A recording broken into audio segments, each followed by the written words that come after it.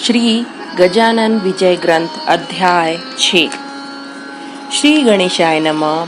हे परम मंगल श्री हरि, आपकी कृपा होने पर सारे अशुभ दूर होते हैं, ऐसा संतों का अनुभव है। उन संतों के वचनों पर विश्वास धारण कर मैं मंगल कामना से आपके द्वार आया हूँ। यदि आप मुझे विमुख लौटाते हैं तो उसमें आपको दोष तो लगेगा ही, किंतु संत वचन मिथ्या होने का दोष होगा। अतः हे माधव, आप मेरा अभिमान धारण करके अज्ञानी बालक पर रुष्ट न हो। बालक का हीनपना माता को दोष कारक होता है। ऐसा विचार कर आपको जो करना हो सो करें। इस प्रकार महाराज बंकटलाल के घर रह रहे थे। इस समय एक घटना हुई। गांव के दक्षिण में बंकटलाल का एक बाग था। वहाँ कई लोगों के साथ महाराज मकई के भुट्टे खाने के लिए गए। एक कुआं के पास भुट्टे भुजने की तैयारियां लोगों ने की। कुआं बड़ा गहरा था, अपार जल भरा था। पास ही एक इमली का बड़ा घना पेड़ था। मकई भुजने के लिए जगह जगह अधहरे जलाए गए, जो करीब 10-12 थे, जिससे कंडों का बड़ा धुआं निर्माण हुआ, जो आकाश व्याप्त हो गया। इस इमली के पेड़ पर बड़े बड़े मधुमक्षिकाओं के छत्ते थे, जो धुआं होने पर झुंड के झुंड फैल गई। उनके उड़ने पर सब लोग मकई छोड़कर भागने लगे, क्योंकि प्राण सबको प्रिय होते हैं। कुछ कंबल ओढ़कर भागे और कुछ ऐसे ही भागे। यह सब गड़बड़ चल रही थी। तब महाराज स्वस्थ होकर आसन पर बैठे थे। वे अपने मन विचार करने लगे, ये मधुमक्खियाँ मेरा ही रूप है, उनका छत्ता भी मैं ही हूँ, भुट्टे खाने में ही आया हूँ, भुट्टे भी मैं हूँ। ऐसा विचार करके आनंद मग्न थे। इतने में उनके शरीर पर असंख्य मक्षिकाएं आकर बैठी। ऐसा लगता था कि महाराज ने मधुमक्षिकाओं का दुसाला ही ओढ़ रखा है, अर्थात उन ब्रह्मनिष्ठ की योग्यता का वर्णन में नहीं कर सकता। मधुमक्षिकाएं महाराज को काटती थी, किंतु वे उनकी परवाह न करके निश्चल बैठे रहे। असंख्य कांटे महाराज के शरीर में थे। इस तरह एक प्रहर बीत गया। बंकटलाल बड़ा दुखी हुआ। सोचने लगा, कहाँ से ये बुद्धि मुझे उपजी। मैं ही महाराज को भुट्टे खाने के लिए सबके साथ यहाँ लाया, सो मैं ही इस दुर्दशा का कारण हूँ। यह कैसी दुर्दशा और कैसा शिष्यवत्व। बंकटलाल वहाँ आने लगे। तब महाराज ने एक कौतुक किया।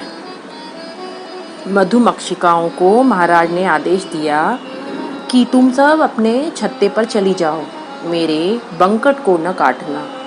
इन सब लोगों में बंकट ही मेरा निसीम भक्त है, जो मेरे तरफ दौड़कर आ रहा है। यह सुनकर मधुमक्खियाँ सब अपने छत्ते पर चली गई। जो बंकटलाल ने अपनी आंखों से देखा, उसको देखकर महाराज हंसकर बोले, बंकटलाल, यह भली सरबराई की मक्षिकाओं की देखो, ये मेरे शरीर पर आते ही ये भोजन भक्त भाग खड़े हुए। सो बंकटलाल, यह स्मरण रखो कि संकट काल में ईश्वर ही सहाय होता है, अन्य कोई नहीं। पेड़ा बर्फी खाने के लिए ये लोग आगे होते हैं, सो ये सब भोजन भक्त हैं। बंकटलाल ने मधुर वाणी में पूछा, महाराज, ये मधुमक्षिकाओं के कांटे निकालने के लिए मैं सुनार को बुला लाता हूँ। महाराज, मैं महापापी हूँ, जो यहाँ लाकर आपको कष्ट दिया, आपके शरीर पर तमाम गांठें उठाई। उसका परिहार मुझे बतलाइए। सुनकर महाराज बोले, अरे इसमें क्या विशेष है, काटना तो मधुमक्षिकाओं का स्वभाव है, उसकी मुझे कोई बाधा नहीं। ये भी सच्चिदानंद का ही स्वरूप है। मधुमक्षिकाएं मेरा ही रूप है, सो पानी को पानी से बाधा कैसे होगी। यह सुनकर बंकटलाल ने सुनारों को बुलाया, जो चिमटे लेकर आए और महाराज के शरीर के कांटे ढूंढने लगे। सो महाराज बोले, अरे इस बंध्य मिथुन से क्या लाभ, तुम्हें कांटे नहीं देखेंगे, वो निकालने के लिए चिमटों की जरूरत नहीं। इसकी साक्षी मैं तुम्हें बताता हूँ। ऐसा कहकर महाराज ने अंतमुख कुंभक से वायु का अवरोध किया, जिससे सब कांटे चुभे हुए स्थलों से बाहर निकल आए। यह योग क्रिया देखकर सब लोग बड़े आनंदित हुए। बाद में मकई के भुट्टे भूंजकर सबने खाए और सूर्यास्त के समय घर पर लौट आए। एक बार महाराज अपने बंधु नरसिंह जी को मिलने अकोट गए, जो भक्ति बल से भगवान विट्ठल के कंठमणि थे। इन नरसिंह जी महाराज का समग्र चरित्र मैंने आपको भक्त लीलामृत ग्रंथ में गाया है, सो यहाँ दोहराने की आवश्यकता नहीं। यह आकोट गांव शेगांव के ईशान्य दिशा में 18 कोस पर है। पदोत्तर के कल्पतरु श्री गजानन महाराज मनोवेग से जाने को निकले। आकोट के पास एक जंगल में ये नरसिंह जी महाराज एकांत की दृष्टि से रहते थे। यह निर्जन कानन था। यहाँ नींभ, अश्वत्थ तथा रातांजन के वृक्ष थे। वहाँ पर अनेक जाति की लताएं थी, जो वृक्षों से लिपटी हुई थी। जमीन पर घास उगी हुई थी और जगह जगह सांप की बाबियां थीं। ऐसे इस जंगल में नरसिंह जी जाकर बैठते। सो उनसे मिलने अचानक गजानन महाराज गए। संयोग ससमान का होता है, विजातीय द्रव्य का नहीं। पानी पीने से ही मिलता है, अन्य द्रव्य से नहीं। गजानन महाराज को देखकर नरसिंह जी का मन आनंदित हो गया। वह प्रेम मुझसे कहा नहीं जा सकता। उनमें से एक साक्षात हरि विष्णु तो एक साक्षात हरि महादेव, मानो एक भगवान दशरथी नंदन राम तो एक वासुदेव देवकी नंदन श्री कृष्ण, एक वरिष्ठ मुनि तो दूसरे साक्षात पराशर, एक साक्षात गंगा का किनारा तो दूसरा गोदावरी तट, एक कोहिनूर हीरा तो दूसरा कौस्तुभ मणि, एक विनता के पुत्र गरुड़ तो दूसरे अंजनी कुमार हनुमान। दोनों परस्पर मिले और आनंदित होकर एक आसन पर बैठे। अपने अपने अनुभवों को दोनों ने कथन किया। महाराज बोले, नरसिंह जी, आप प्रपंच में रहे, यह बड़ा अच्छा किया। मैंने योग मार्ग का अनुसरण कर उसका त्याग किया और सच्चिदानंद तत्व का विमर्श किया। इस योग की क्रिया में अनेक अघटित घटनाएं होती हैं, जिसका ज्ञान सामान्य जनों को नहीं हो पाता। उन घटनाओं को छुपाने के लिए हठात में उन्मत्त का रूप धारण कर मैं जगत में विचरण करता हूँ। तत्व जानने के संसार में 3 मार्ग हैं, कर्म, भक्ति और योग। ऐसा शास्त्रकारों ने शास्त्रों में बताया है। इनका परम लक्ष्य फल एक ही है, किंतु उनका ब्रह्म स्वरूप भिन्न भिन्न है। यदि योगी योग क्रिया का अभिमान रखे तो उसे सत्य तत्व का बोध नहीं होगा। योग परिपक्व क्रियावान उसके अभिमान से अलिप्त हो रहता है। जल में रहने वाला कमल पत्र जल से अलिप्त होता है, तो ही उसे तत्व ज्ञान होगा। इसी प्रकार प्रापंचिक प्रपंच में रहे हुए भी कन्या पुत्र की आसक्ति नहीं रखनी चाहिए। जैसे गार पत्थर पानी में रहता है, किंतु पानी से भीगता नहीं। इसी प्रकार आपको अपेक्षा रहित रहना चाहिए। उसी प्रकार सच्चिदानंद ब्रह्म का विस्मरण कभी नहीं होना चाहिए। आप और मैं भिन्न नहीं हैं। हमसे भगवान विष्णु भिन्न नहीं है। जनता जनार्दन भिन्न नहीं है। नरसिंह जी बोले, बंधुराज, आप हमसे मिलने आए, ये अनुपम प्रसंग है। आपकी महान दया है। प्रपंच मूलतः अशाश्वत है, दोपहर की छाया समान है। उसको सत्य कौन मानेगा? आपके कथा अनुसार ही मेरा वर्तन होगा, किंतु आप सदैव मिलते रहिएगा। जिसका जैसा देह प्रारब्ध है वैसा ही होगा। आपको हमको जिस कार्य के लिए परमपिता परमेश्वर ने भेजा है, उसे आलस रहित करना ही है। प्रार्थना इतनी ही है कि सदैव मिलते रहो। भरत नंदीग्राम में जैसे भगवान राम की राह देखते निवास करते थे, वैसे ही मैं आपकी यहाँ आकोट में राह देखता रहूँगा। आपका यहाँ आना अत्यंत सुलभ है। क्योंकि सारी योग क्रियाएं आपको ज्ञात हैं। योग सिद्धियां प्राप्त हैं। जैसे जल का स्पर्श पैरों से न होते हुए योगी क्षण भर में त्रिभुवन का शोध ले जा सकता है, वैसे आप हो। ऐसा रात भर दोनों का गुण वार्तालाप होता रहा। दोनों के संयोग से मानो आनंद में भरती आ गई। जो सच्चे संत होते हैं उनका इस प्रकार संयोग होता है, किंतु जो दाम्भिक होते हैं उनका परस्पर कलह होता है। संतत्व मठ में नहीं है, विद्वत्ता में नहीं, कवित्व में नहीं है, क्योंकि संतत्व के लिए सहानुभूति की आवश्यकता है। मुलामा चढ़ाया हुआ सोना का कोई उपयोग नहीं, जैसे वेश्या को घर में पत्नी करके रखने में उपयोग नहीं। ये दोनों सच्चे संत थे। यहाँ सन्निधि और सदाचार का निवास था। गजानन महाराज नरसिंह जी महाराज को मिलने आकोट आए हैं, ऐसा समाचार एक चरवाहे गोपाल ने गांव में दिया, जो सुनकर गांव के लोग बड़े आनंदित हुए और नारियल लेकर जंगल की तरफ जाने लगे। परस्पर महाराज का आगमन बताने लगे। चलो, गंगा गोदावरी का संगम हुआ है, सो हम लोग पर्वणी पर संत समागम रूपी प्रयाग में स्नान करेंगे। अब इधर ऐसा हुआ कि महाराज गजानन नरसिंह जी की अनुज्ञा लेकर वहां से निकल गए, जिससे ग्रामवासियों को उनका दर्शन नहीं हुआ। एक बार महाराज अपने शिष्यों के साथ भ्रमण करते हुए दरियापुर के पास पहुंचे। वहां दरियापुर के पास एक छोटा सा शिवर गांव नामक देहात था, जो चंद्रभागा नामक नदी के किनारे था। श्रोतागण, यह चंद्रभागा पंढरपुर की चंद्रभागा नहीं, अपितु दरियापुर के पास की एक छोटी सी नदी है, जो पयोषणी नदी को मिलती है। इस शिवर गांव में ब्रजभूषण नामक एक पंडित रहता था।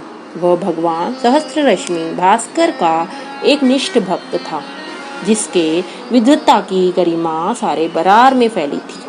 यह प्रतिदिन चंद्रभागा पर विधि पूर्वक स्नान करके उदयमान भगवान भास्कर को अर्घ्य प्रदान करता था। ब्रह्म मुहूर्त में उठकर उस काल में ब्रजभूषण प्रातः विधि से निवृत्त होकर शीतल जल से स्नान करता। इस प्रकार कर्मठ होने पर भी पंचकोशी में इसकी विद्वता की मान्यता विद्वानों में थी। योगीराज भ्रमण करते हुए इस शिवर गांव में आए, मानो ब्रजभूषण को उसकी तपस्या का फल देने ही वहां आ गए। चंद्रभागा के किनारे बालुका में ज्ञान योगी बैठे थे। सामने नदी किनारे ब्रजभूषण स्नानार्थ प्रातः काल वहां आया। उस काल के समय दशों दिशाएं प्रकाशमान हो रही थी। बीच बीच में कुक्कुट का उच्च स्वर सुनाई पड़ रहा था। चातक तथा भारद्वाज पक्षीगण रात्रि समाप्त होने से जाने लगे। वे भगवान भास्कर की ओर पूर्व दिशा में मानो उनका स्वागत करते जा रहे हों। भगवान भास्कर का उदय होते ही अंधकार वैसे ही नष्ट हो जाता है, जैसे सभा में पंडित गण आने पर मूर्ख उठकर चले जाते हैं। ऐसे इस ब्रह्म मुहूर्त में गुरुदेव ब्रह्मानंद में डोल रहे थे। अपार शिष्यगण मंडलाकर बैठे थे, मानो वे श्री गजानन रूपी भास्कर के किरण हो।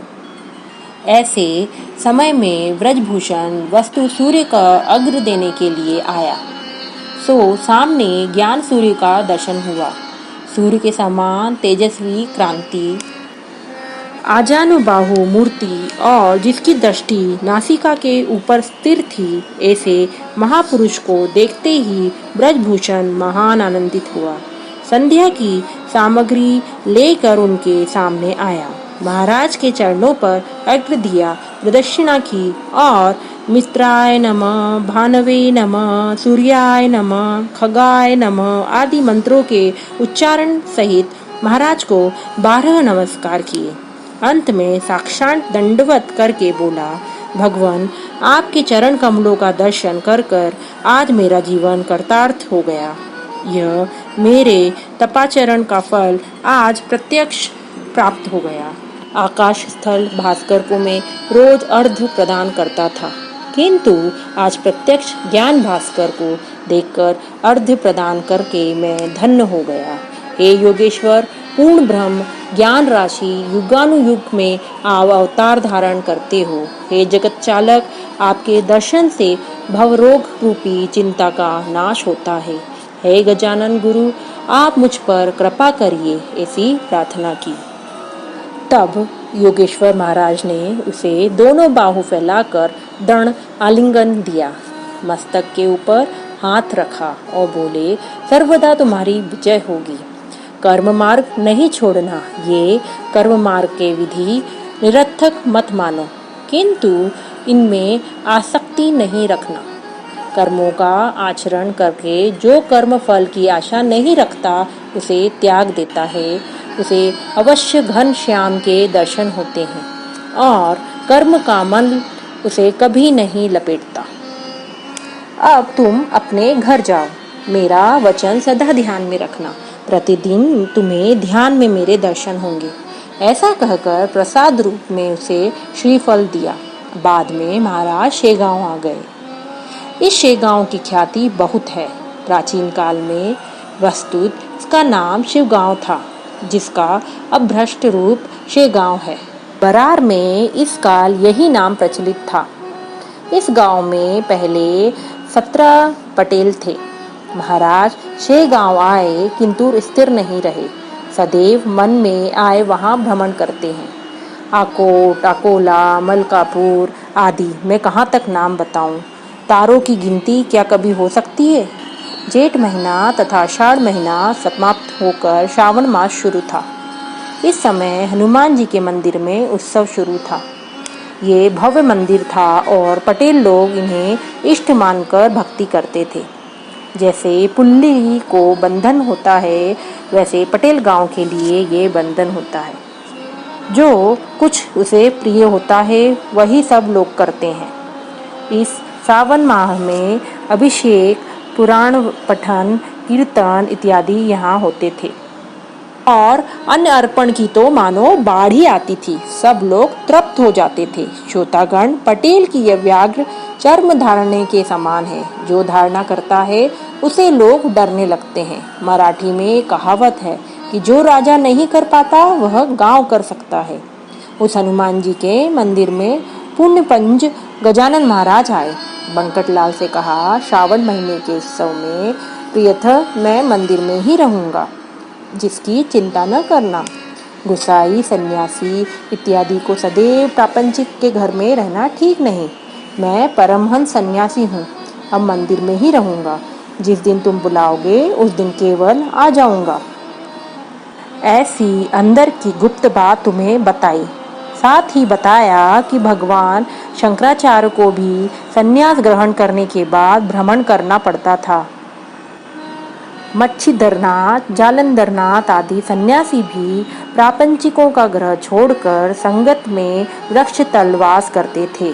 छत्रपति शिवाजी महाराज, जिन्होंने अपने शौर्य से रणपटुत्व से हिंदवी राज्य की स्थापना की, हिंदुओं का रक्षण किया, यवनों का दमन किया, ऐसे शिवाजी समर्थ रामदास महाराज के शिष्य थे। उन पर अटूट श्रद्धा थी। वे रामदास सज्जनगढ़ पर जंगल में रहते थे। ऐसा विचार करके हट बिल्कुल न करना। मेरा कहना मानने में ही तुम्हारा कल्याण है। यह सुनकर निरुत्तर होकर बंकटलाल ने महाराज की इच्छा को सम्मति दी। मंदिर में महाराज निवास के लिए आने पर सबको बड़ा हर्ष हुआ और भास्कर पाटिल सेवा के लिए निरंतर पास रहने लगा। यह दासगणों विचरित श्री गजानन विजय नामक ग्रंथ मुमुक्षु जनों को सत्चरण सेवा का मार्ग बताए। शंभु भवतु श्री हरिहराण प्रणमस्तु इति श्री गजानन विजय ग्रंथस्य 6ठो अध्याय समाप्त।